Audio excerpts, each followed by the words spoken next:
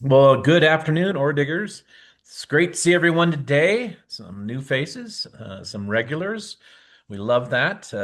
I'm Andy Flynn, Director of Alumni Engagement at the School of Mines Foundation, and I'd like to welcome you to Lunch Bunch, our monthly opportunity to shine a spotlight on the people and programs that make mines truly exceptional. If you're joining us for the first time, we're glad you're here, and returning Lunch Bunchers, thank you for your continued support. It's always a pleasure to see so many familiar faces. Today's program highlights two remarkable places on campus: the Mines Museum of Earth Science and the Arthur Lakes Library. These spaces are pillars in our community and far more than just buildings. They are dynamic hubs of knowledge, innovation, and inspiration for our students, faculty, staff, and the entire Golden community. I hope that all of you have had a chance to experience them. Um, we'll say hello in just a moment to Jack Manis, University Librarian, and Renata Loeffler, Executive Director of the museum, as they share exciting updates, upcoming plans, and all the ways you can tap into the incredible resources, programs, and experiences they have to offer. But before we start, I do have a few notes to go over. First of all, every fall and spring, we have a program for our graduating seniors titled the Order of the Engineer. And Dr. Trefny has been part of this program for several years. And it is a program where our engineering students have an opportunity to pledge their commitment to the profession and their willingness and desire to uphold the highest standards. With that, they place a ring on the pinky finger of their working hand as a symbol of their commitment to that. And this started, I believe it's a Canadian tradition that started, came down into the United States a little more than 50 years ago.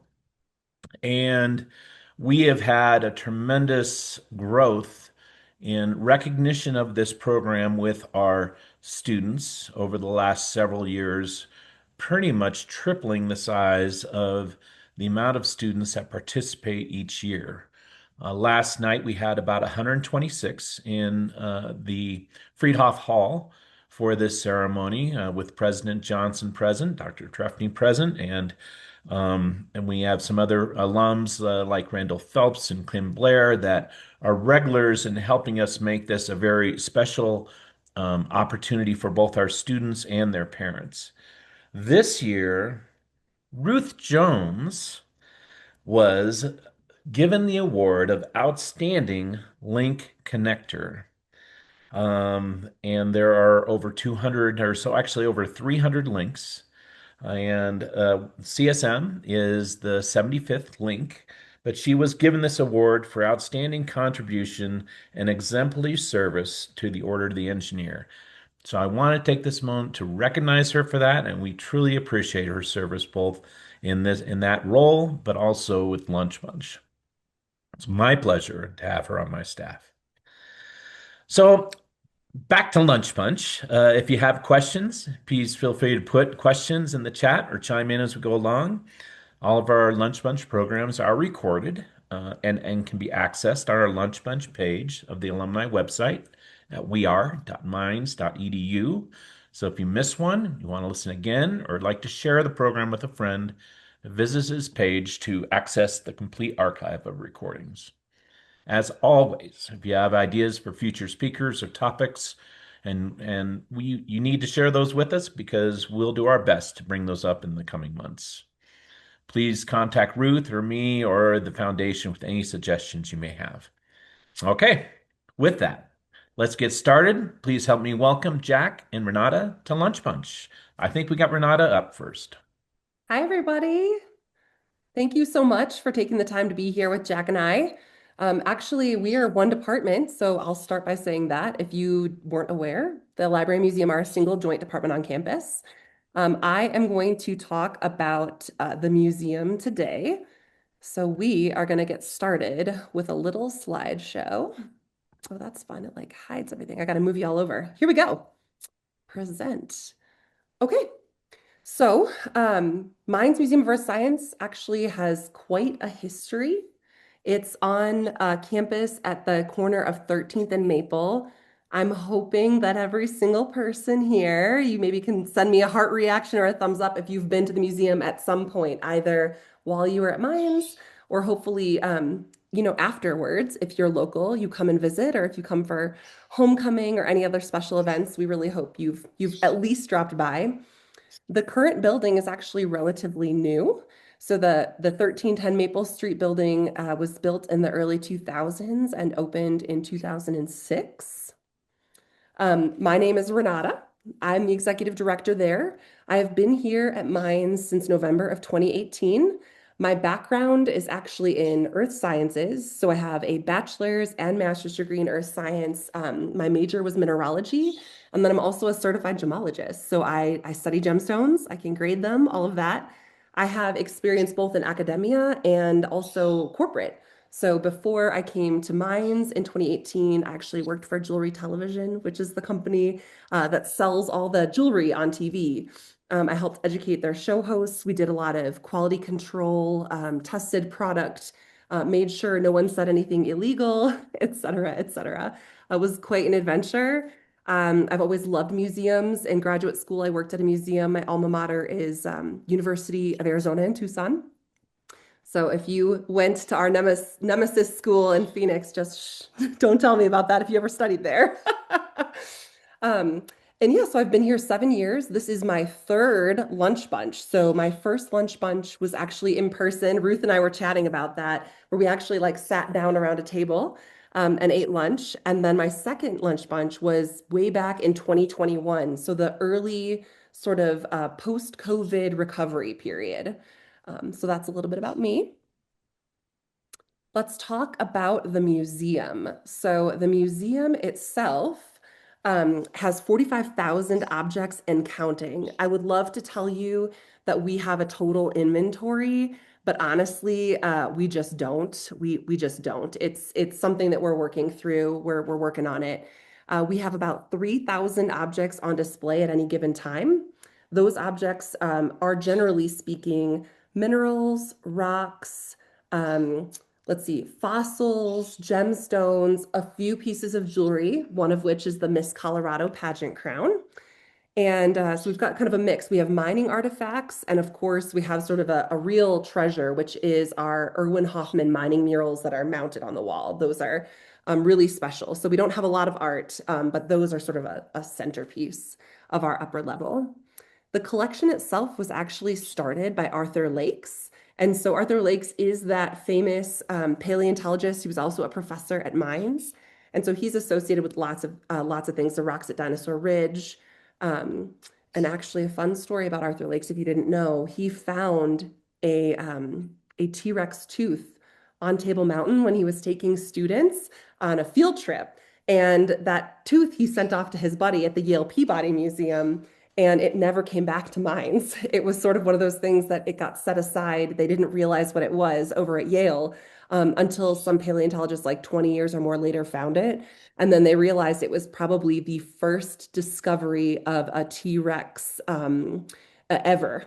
And of course, I have said, "Hey, wouldn't you love to give it back to the university?" But no, that's not going to happen. I'm sorry to say. They do have replicas, and so we have a replica that we use on tours of the tooth, and then there's one on exhibit at the Golden History Museum as well, if you want to check it out. We currently have three full-time staff. So it's myself as executive director. We have an operations manager and a curator. And then at any given time, between 12 and 15 student workers, associates that help us with all kinds of projects, including front desk, tours, and field trips. We have tons of volunteers, a robust group. I know at least one or two of them are logged on. Dennis, everyone say hi, Dennis. He's our Hi, paleo guy. Dennis. He's our paleo guy. So I'm not a fossil person, and I'm very grateful to have a team of experts who know their stuff because I definitely don't know fossils. If you didn't know, the collection is actually really, really old. So the first sort of designated location on campus for the museum's collection was installed or used, I guess, in all the way back in 1877. So it's been sort of moving around. We have Dr. Trefny to thank for it actually getting its own home in the early 2000s, right? Which was, we're very, very grateful. Thank you, Dr. Trefny. Your legacy continues to live on. Um, and then I just want to talk briefly about visitors. So we get between 20 and 30,000 visitors annually, and it fluctuates. So in 2024, and by the way, we don't do fiscal year, we do calendar year. So everything that I'm going to talk about is going to be calendar year. And we do that not just because I like to make my life harder with data, but because we have to benchmark across the nation. And so other institutions go by calendar year, and so we do that too. So we had about 22,400 visitors in 2024. Our peak visitorship, and I'll talk a little more about this later, was back in 2019, pre-COVID. We had 34,000 visitors. We are not a research museum, so I just want to clarify that. What that means is some institutions have collaboration or are joint departments with academic departments, and then museum curators and faculty or staff will participate in research projects that involve the museum specimens. We don't do that. We have never done that. We really don't have the space, the people, or the financial resources to execute that. So instead, we focus on what we do best, which is being a forward-facing entity of minds. Did I go forward, back? Is that it? Oh, yeah. Okay, perfect. Okay, so I could talk to you for an entire hour just about strategy and strategic planning, but my preference is to sort of, since I have about 15 minutes, I'm going to boil it down to what I call the meat and potatoes. Who doesn't like meat and potatoes? So the three things we're really responsible for at the museum, that all of our strategic planning is centered around, is infrastructure, stewardship, and impact. So infrastructure, when I say infrastructure, yes, it's the physical building, but it's also the infrastructure in terms of people. So our staff, our student associates, our volunteers. It's also sort of our financial infrastructure, right? So some people might call this organizational capacity. But I just view the whole thing as infrastructure because we also have to maintain the building and all of the exhibit spaces. So that's one big component. So I'm going to give you some examples. And then stewardship, yes, we steward objects. All museums steward some sort of objects. But we also steward history. We also steward knowledge and expertise. So that's stewardship. And then the impact. There's no, like, what's the point of us existing, right? If we don't have an impact. We're not a curio cabinet. That's not what we're meant to be. We want our collections and programming to have an impact on sort of the greater good of the community and of minds. So those are the three things I'm going to talk about. I'm a very visual person, so you're going to see these icons repeating, and I tend to have picture-heavy slides. So I don't know, maybe that's a good thing. I hope so. All right, so for those of you who were not at the 2021 Lunch Bunch, I can't possibly squeeze 7 years of work into 15 minutes. So you'll have to go back and watch the old one because the old one will take you from 2019 to 2021. And now I'm going to take you from 2021 to 2025. So I'm going to tell you what's new. There are lots of things new since 2021. We have a new operations manager. That's a component of infrastructure. We renovated the lower level in 2021 and 2022. We got some hallway murals that are very glamorous and kind of fixed up the problem of beige. I'll show you pictures of those. We did do exterior column wraps outside of the building. A lot of people say they can't find us, right? So we want to do something about that, and we did. Talk about collection storage. If you have 45,000 objects and only 3,000 of them are on exhibit, where the heck do we keep the rest? I'm going to show you. Exhibits. That's our public-facing, most important sort of thing when a person walks through the door. So we're always changing exhibits. I'll give you some examples of what we've been doing there. We have a little something called the mini museum. And then I want to talk about outreach and how important it is. And of course, I would not be doing my job if I didn't share with you all the challenges, because you all have the potential to really assist us with these things. Samara, I'm so sorry. I didn't know you were going to be on the meeting, but I dedicated an entire slide to you. So I hope I'm not embarrassing her too much.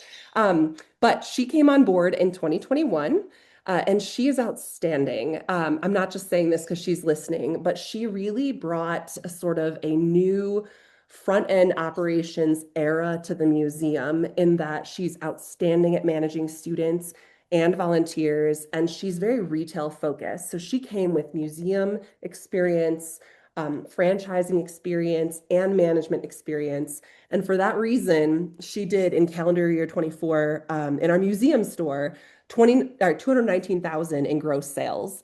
That's a huge number. When I came on board in 2018, a good year in gross sales when the store was downstairs in its old place was about 65 to 75,000. The reason this is really critical to the museum is that we pay for our curator's salary and benefits with revenue. So if we don't have revenue and we don't have visitors, then we can't actually support some of our museum staff. We also got a new POS system, and that POS means point of sale, in case you were wondering. And point of sale is just like a fancy cash register. Back in the day, again, we were using like Excel spreadsheets to run reports. Like we had like no data visibility. It was really bad. So that's a change, and we're really grateful for it. Just going to show you beautiful pictures here. More infrastructure changes. This is what the museum used to look like pre-2022. The floors got pretty worn out. You can see they get worn out in front of certain exhibits. It was sort of a stained concrete. So we renovated that. You'll see the floors and the patchwork quilt walls because people would paint around paintings instead of removing them. So we cleaned all of this up in preparation for our newest exhibit, which is called Destination Niobrara. And it was about hydraulic fracturing in Colorado. We did that exhibit with donor funds. Whee, look how clean it is. Confetti everywhere. New epoxy floors, which are really, really durable. Fresh coat of paint, and then relocating exhibits so it was nice and clean. And then we could install our exhibit, which we created in conjunction with Petroleum Engineering. It was the first time on campus that we had a third-party professional exhibit creation company come on board. And it's really pretty stellar. If you've not been to the museum in a while, please come downstairs and check it out. There's a video on the flip side of that wooden wall that shows you some pretty good stuff. It's all students talking about petroleum engineering and describing the process of hydraulic fracturing. It's quite well done. We're pretty proud of it. There's that hallway mural that I told you about. So the lower level entrance, if people come in through the lower level parking lot, they don't know what they're at the museum. They're like, where am I? There's just a beige hallway. So we wanted to do something about it. We hired a local mural artist. Her name is Julia, and she did this insane lower level spray painted mural. So Oh, on the right-hand side, you have rhodochrosite crystals. And on the left-hand side, you have aquamarine, both minerals that appear in Colorado. So we're hoping that it sort of like screams museum when you walk in. Here are those column wraps on the exterior. Another observation folks make when they come to the museum is they don't know that it's a museum building because it blends in with everything else, right? So we wanted to work with marketing to get some column wraps installed so you could really tell like, oh, there's something different about this. This is not just an academic building. This is a place that I can come in and enjoy. So they're pretty cool. Whoops, sorry. Collection storage. This is our archive. We have done a lot of work back there to clean things up. You can imagine it would be impossible to walk. It wasn't safe, right? It was like hazards all over the place. And so, in a push to be both safe, clean, tidy, and code compliant, we've really cleaned up that space. And so you can tell there's like a massive improvement. We have brand new cabinets coming soon, and they're going to look like this. An entire back wall is going to have 10-foot tall rock storage cabinets to help take the pressure off of those 45,000 objects. Exhibits. We're moving into stewardship and impact. In September of this year, we launched our first ever females only a collector's exhibit. And so I invited 9 women from across the country to create their own exhibit case. And they really, whoop, that's my timer. They really brought it home with the special stuff. I mean, we've got a Gertite specimen that looks like a poodle. One of the women brought a teapot. So they brought some really incredible things. We continue to get donations, specimen donations, artifact donations, and such. And as often as possible, we try to include them in new exhibits. We try to get creative. So we did a Colorado sow belly agate exhibit at the Tucson Gem and Mineral Show. And our curator thought it looked like bacon, so he served it up with eggs and toast. We did a Christmas themed exhibit because our guests really love it when we kind of are a little playful. We did a pigments made from minerals exhibit. And this, by the way, in 4 years is a fraction of the exhibits that we've installed.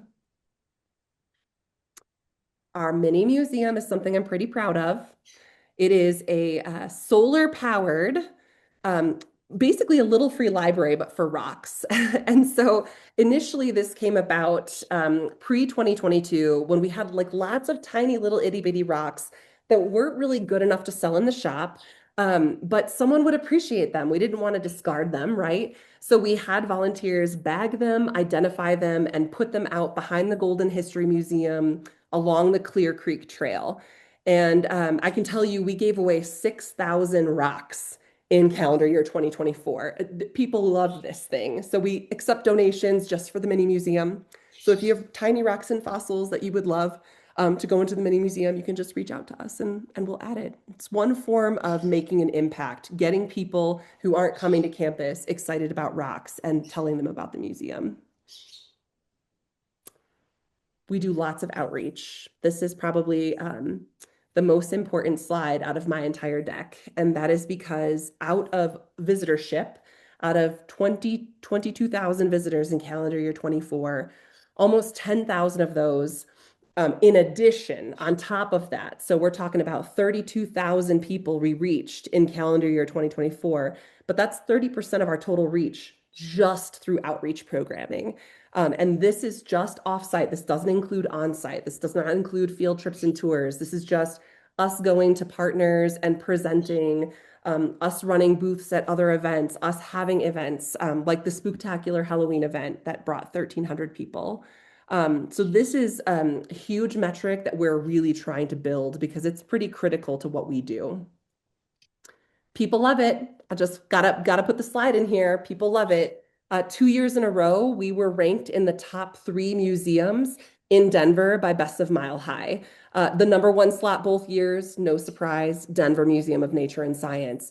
But for a museum of our size, this is actually quite huge. I mean, this is quite huge. We're really doing pretty well. People are happy and enjoy it and are going to continue to come back. So I can't end the presentation without sharing challenges. Challenges include visitorship changes. So you'll see by my graph that in 2020, we actually closed the museum. We closed the museum, I think it was February 21st of 2020. And then we didn't open again until a year later. So that's that huge catastrophic dip. That's COVID. And like other institutions, we've been on the rise. However, unfortunately, we are getting a big dip that started in 2024. So in this calendar year, we're still experiencing an additional 8% loss with 6 weeks left in the season, an 8% loss on top of the loss last year. So this is something we're sort of watching, investigating, talking to other local nonprofits and figuring it out. But it's possible we may continue to decrease. I'm really hoping we plateau. What would be better is if we could get more visitors to campus. So what's going on behind the scenes that is problematic? We have a new AOH fee across campus. That's a 9% fee that's deducted from every revenue dollar the museum makes. The school takes that money and uses it to pay for critical internal services, right? So HR, accounting, other administrators on campus that we really have to use. They're considered shared resources. And that fee is actually it's significantly larger than it was now. Previously, they were deducting that fee from purchases versus revenue, and now that's complete game changer. It's a lot more money. The grant environment is competitive. And so that's something that we're seeing across campus. It's not just the museum and the library, it's also research, right? Campus's focus is really on high school outreach and not K-12. That's problematic for us because we actually invite and attract all ages, especially in the middle school grades, shrinking budgets across campus. That's not a surprise. Issues with space, shared spaces, and spaces that we already steward. And then parking. Parking is a problem that I don't think anyone can solve on campus, but our visitors get upset. So, what can you do? Knowing how wonderful the museum is, and that you might have time or talent or treasure to give, we encourage you to donate either money or even specimens, stories, knowledge, all of these things we welcome. You can volunteer at our events or at the museum. And you can advocate for us. So we have a digital newsletter that you can subscribe to by going online. Word of mouth is super helpful. Social media also helpful. The QR code in the lower left takes you directly to our donation page should you want to participate in that way. But we would love for you to help. And did you know, alumni, that you get 10% off at the museum store and that you can book your private events at the museum? So if you're interested in doing something like that, we encourage you to reach out to us, to me or to my operations manager. You can just come to the store and say, I'm a Mines alum, and they will issue you your Mines discount on your total purchase. So that's a bonus. I want to say thank you so much to the entire team who are incredible. Ed Rains is our curator. He's not on this meeting. And Samara Rat-Thibault, she is our operations manager. And big thanks to Jack, who has been my boss for, was it like 13 months now, Jack, I think? But we so appreciate the collaboration. And thank you so much for your time.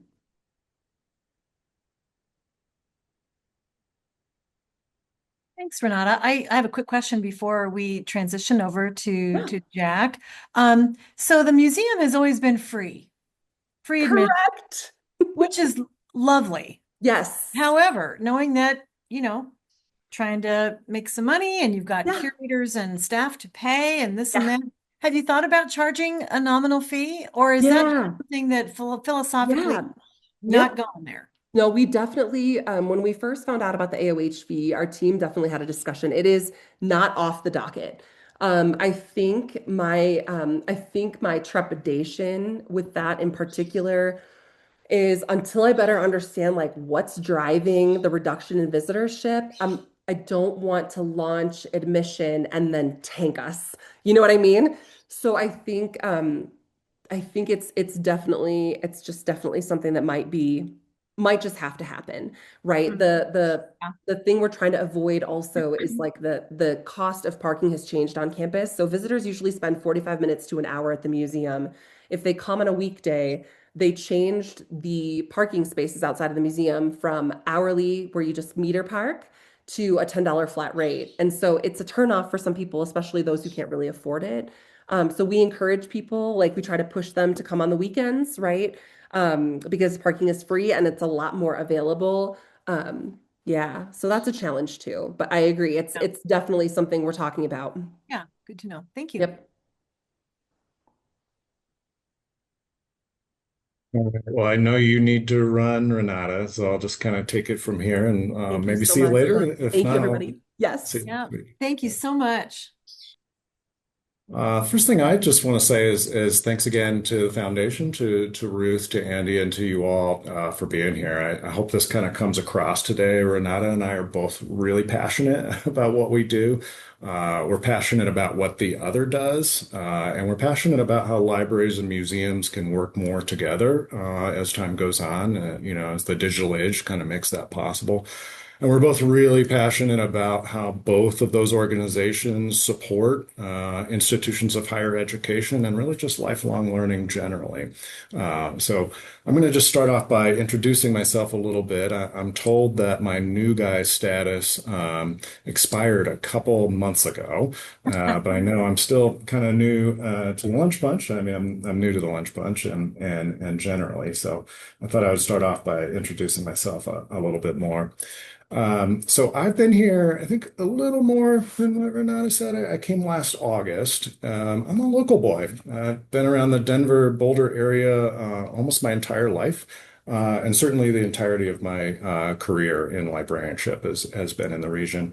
I started at Denver Public Library longer ago than I care to admit. I spent a little time at a small vocational school in Denver and really learned what it is to run a library within higher education. This was a small school.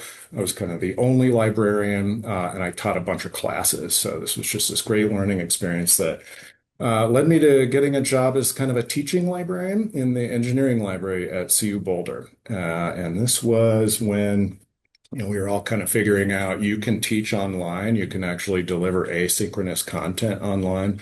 So my job was to stand up a bunch of information literacy tutorials for the College of Engineering and Applied Science at Boulder.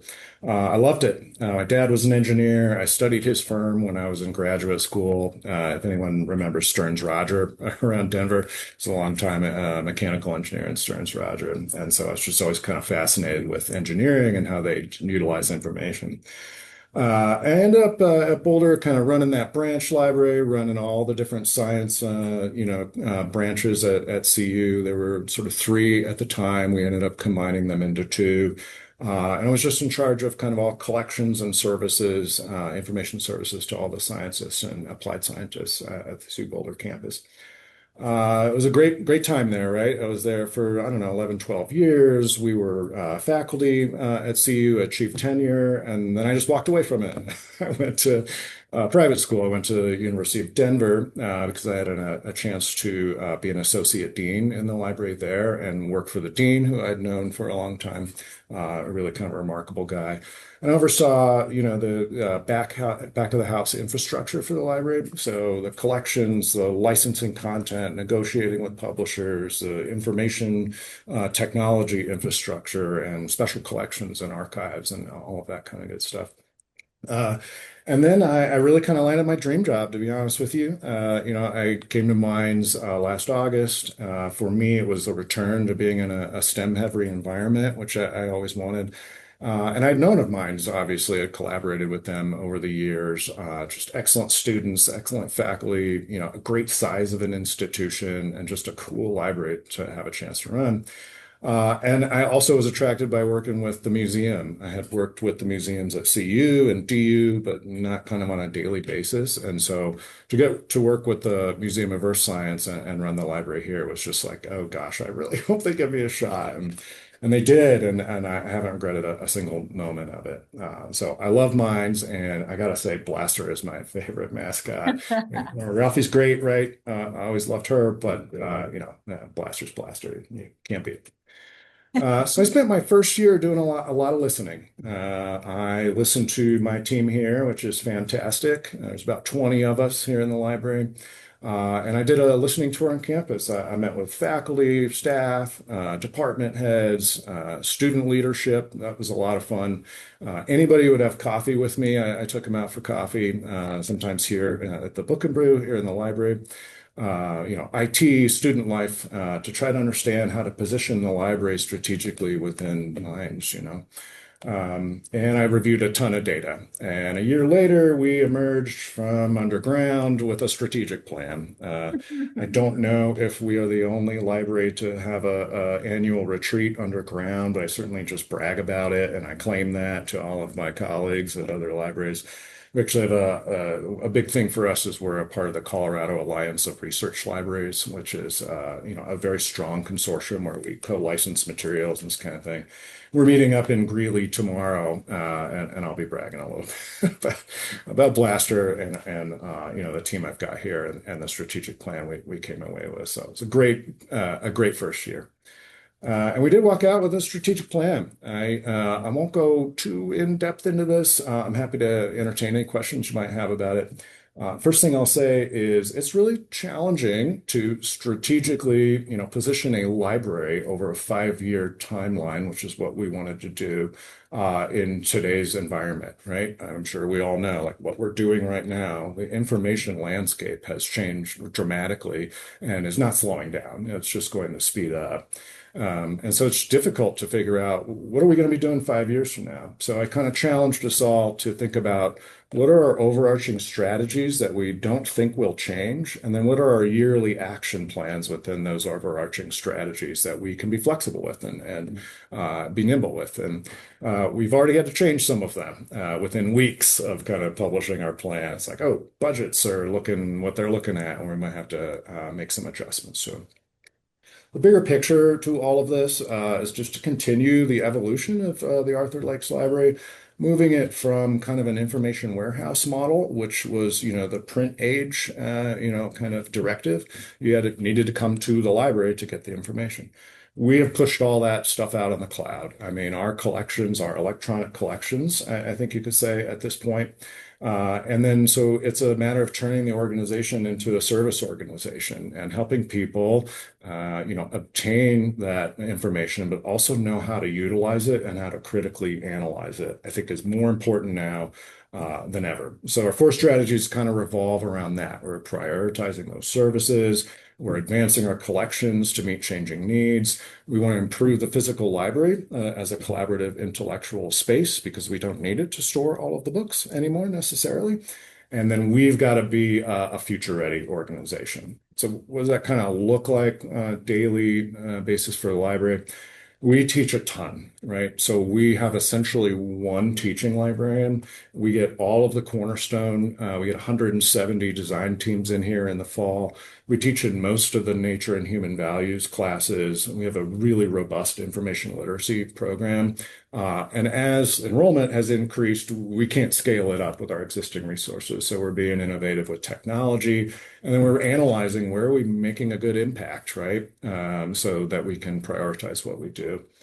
I'll say briefly collections. We spent like 2%, less than 2% of our collections money on print last year. And 90% of what we spend inflates every year more than 5%, usually around 7%. So there's this extreme market volatility that's been with us in scholarly publishing for the last 20 years, and it's really just becoming more volatile. So how do we adapt to all of that and maintain some of the really innovative things we do here, like our course reading and open ed resources projects? So I'll say a little bit more about this here in a minute, but essentially these are college affordability projects. So the library will try to obtain textbooks so students don't have to, or work with faculty through grants, and we've done a lot of that, to publish open textbooks so that students never have to pay for it here or anywhere. So turning the library into more of a collaborative space, we've stood up a little Scholars Hub, kind of a teaching and workshop space.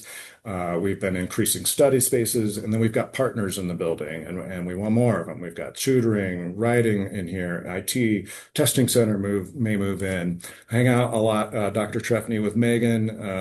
We have thought partners on a lot of different things in the Trefny Center, including this whole AI thing, right? How do we help people strategically adopt that and think critically about what it's doing? The expertise we bring to this conversation has to do with, okay, well, we want to know what data has been used to train that robot, right? Because we understand what that means. And then we have all sort of concerns around intellectual property, copyright, contractual agreements that we have with publishers. So this is an important piece of what we need to be doing in the next several years.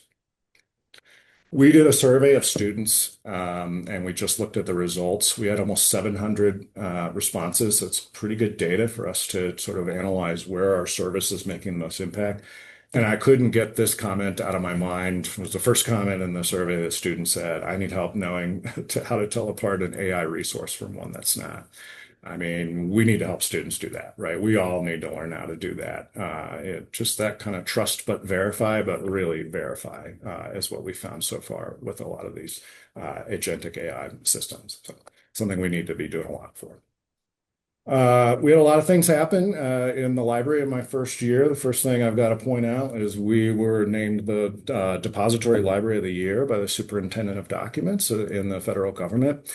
I could spend 30 minutes explaining why and what the heck that means, but suffice it to say, it's a 125-year-old program where research libraries across the nation have worked with the federal government to ensure the American people have access to the publications of their government. I mean, we paid for it, right? So it was used to be a print kind of hub and spoke model. Now it's a digital distribution model, and we really do a lot of lifting. We've worked with the USGS in the last couple of years if they've closed a library over in the Fed Center. And we've done it a lot with students, which is pretty innovative, but it's minds, right? We've got students that can do things that other institutions don't let students do. So a really remarkable award, and our government information coordinator deserves a lot of credit for that. That's an award you wouldn't often see for institutions this size. This guy, Seth Fuletich, who's a scholarly communications assistant librarian here, won a state award from the Colorado Department of Higher Education for his work in open educational resources that I mentioned before. Through Seth and with faculty, I think something like over 100 Minds classes now use at least one open educational resource in their class. We think between this and our course reading projects, we've saved tens, if not hundreds of thousands of dollars in student costs, for textbooks. And also just coupled, kind of in a similar librarian fashion with the FDLP award, we just want information to be open to humans, right? So we're always just trying to make it open, and these are kind of twin projects in that regard. And we got to host this gentleman, which was a Minds alum, 1981, George Saunders. I like to say a former employee of ours, who's actually a shelver at Arthur Lakes in his final semester here.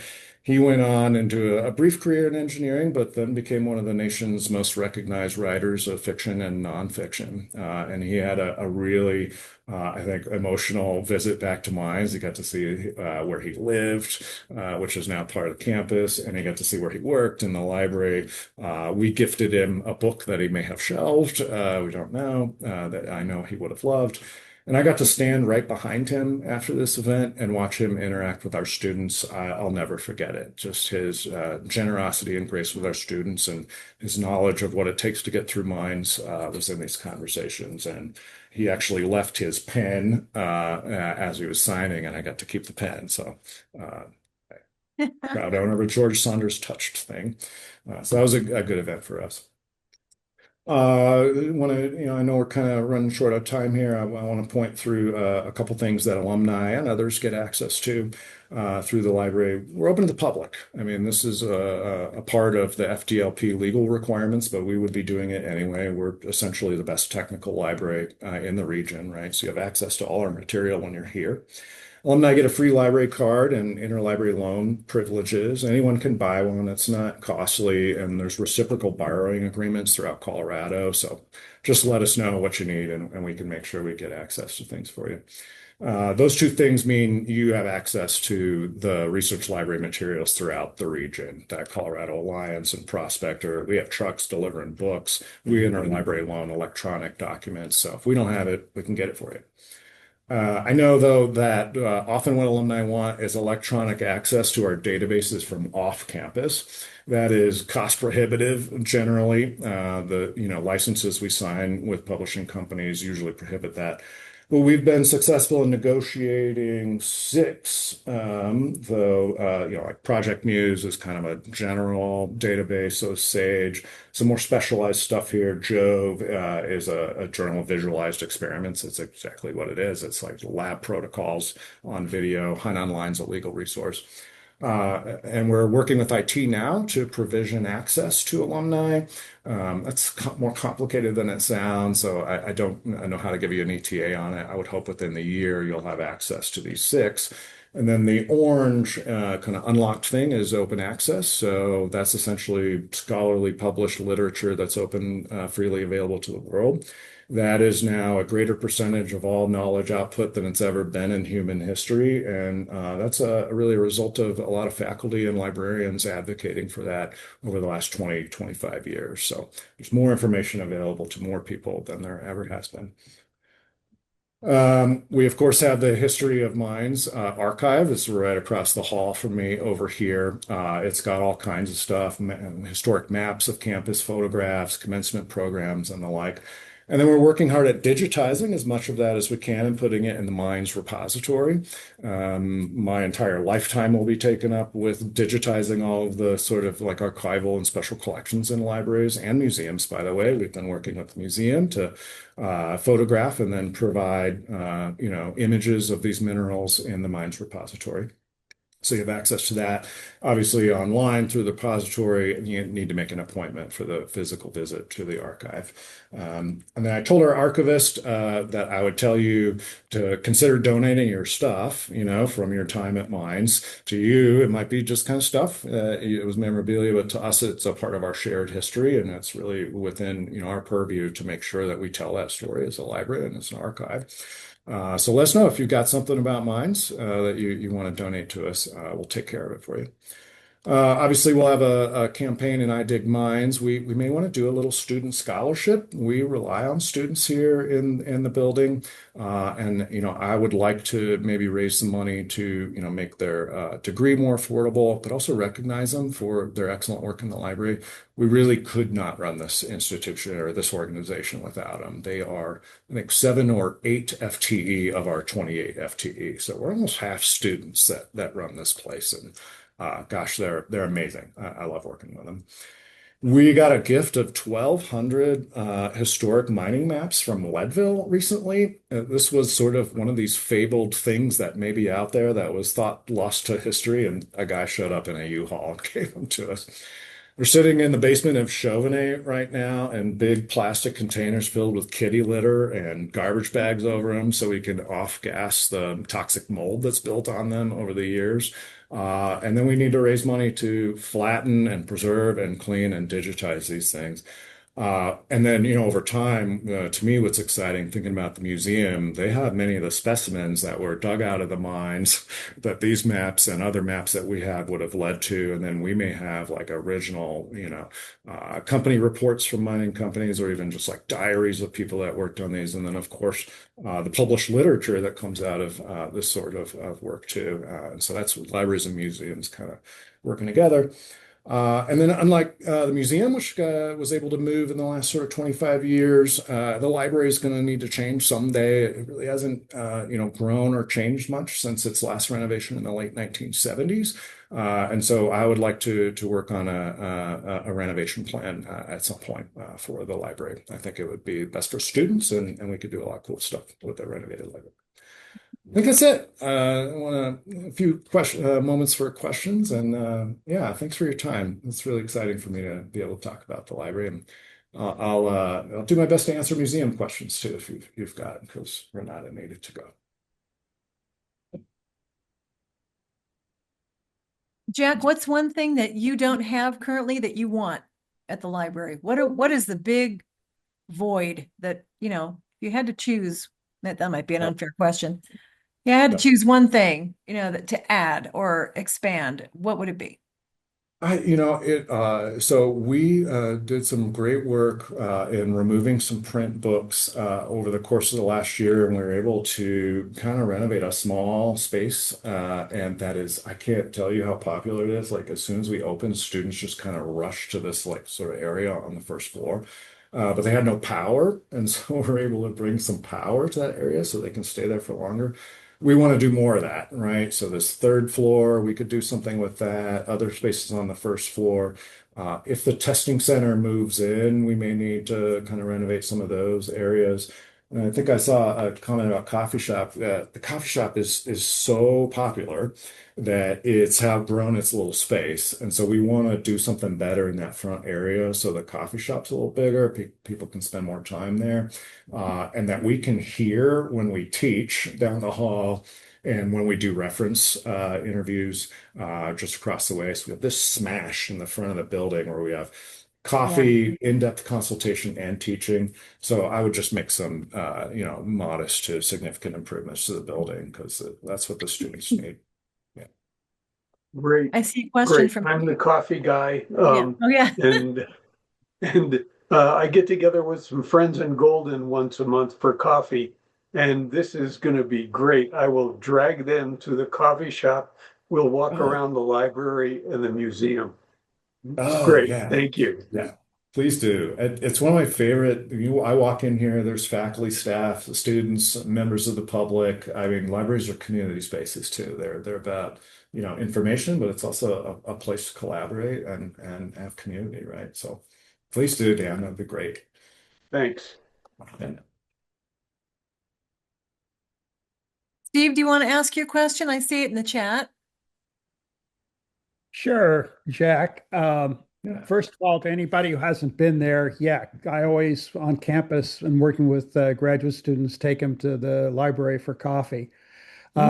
My question is about the Leadville maps, and I'm just wondering why that collection came to CSM, to Arthur Lakes, rather than to the museum in Leadville. Wow, yeah. I don't know if they offered it to him, Steve, but I think they were a part of the early conversation. My understanding is the department head in geology kind of shepherded the skiff, Alexis Stichler. And it was like a guy who owned a mining company and he was retiring, found them in a warehouse. So I don't know why they didn't end up in Leadville. They're a small organization. I don't know that, it's going to be a strain for us to take good care of it. But I don't know that they could have done it. We're kind of estimating it's like a $50,000 project to really kind of take care of these things. So sometimes our libraries, archives, museums, we just can't accept things that we know we should. We just can't take care of everything, right? So I think that's the answer. If they were involved early in the conversation, they would have thought that's great, but we can't manage and preserve that material. It's too far gone. As a person who supports that museum as well as things at mines, maybe it's something where you guys can share a little bit, some of the costs and Mm, that might be some sort of collaboration might be the best way to yeah, handle it. yeah. Oh, that's great. Thank you. Yeah, I'll talk to our map librarian. We'll reach out to them. I have a museum comment I want to share real quick, and some of you may already know this, but um, uh, for a long time, there was a display in the front of the museum of an American flag Mm, made up of the Colorado indigenous rocks, minerals, and whatever, red, white, and blue. So, right, the state rock of Colorado is marble. The state gemstone is aquamarine, and the mm, state mineral is rhodochrosite, red, yeah, white, and blue. yeah, And no other state can say that. And yeah, so they had this big, it was just, it wasn't huge, but how cool is that? I yeah. love that. Is it still there? I need to come find it. And No, I we don't need to think put it out so. there because it's Yeah, just so unique. yeah. Oh, I didn't know that. Thanks, Ruth. Yeah. Something that Renata mentioned, I'll point to is a volunteer in the museum did a lot of research on the Erwin Hoffman murals over there. We had some correspondence over here. We had some original charcoal drawings, and our interlibrary loan people got access to some early kinds of reports. So just kind of another good example for me of where, libraries, archives, and museums, essentially need to be the same thing in some way Yeah. because co-discovering those things across all those collections enables research and discovery in ways that if they're siloed and bifurcated, it's Right. harder to do.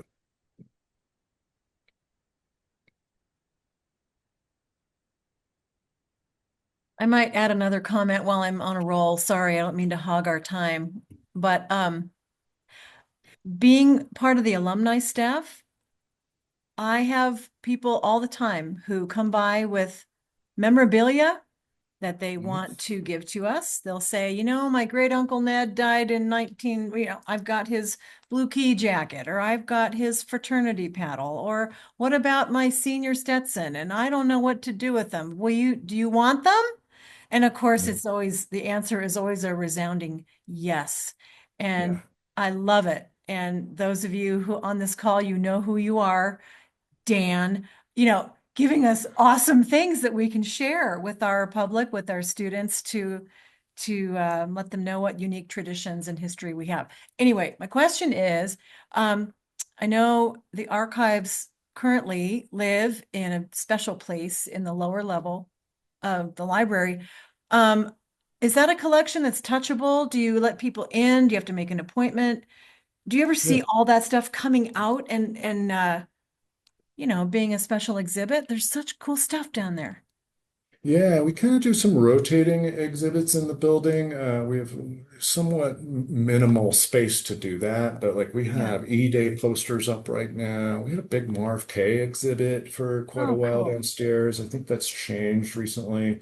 Yeah, Lisa Dunn is the archivist, right? And more than that. She works with Sherry Muniz, who's kind of a preservation person. She'll be working on the maps, and they do exhibits. Yeah, and then the archives, they're kind of in four different areas in the building.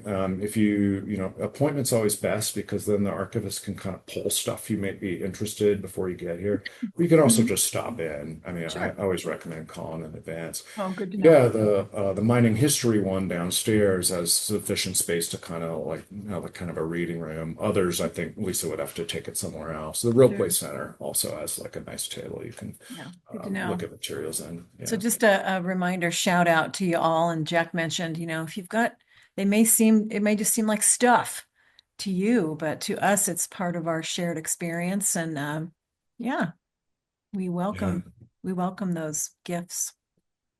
Yeah, and having Lisa, she does an amazing job, and her knowledge of the institution's history is, just irreplaceable and knowing how to manage the material. Yeah. So it's just, we're really fortunate that we have someone so talented who's been here so long. I frequently, hey, Lisa, what is this kind of, she's a great resource. Awesome.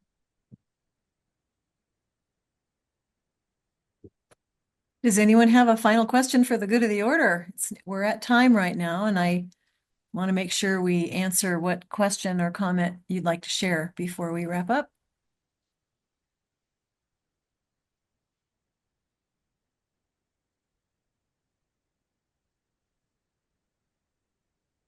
Well, thanks, everyone. Okay. I'll maybe see you in the library of the museum anytime you want. Absolutely.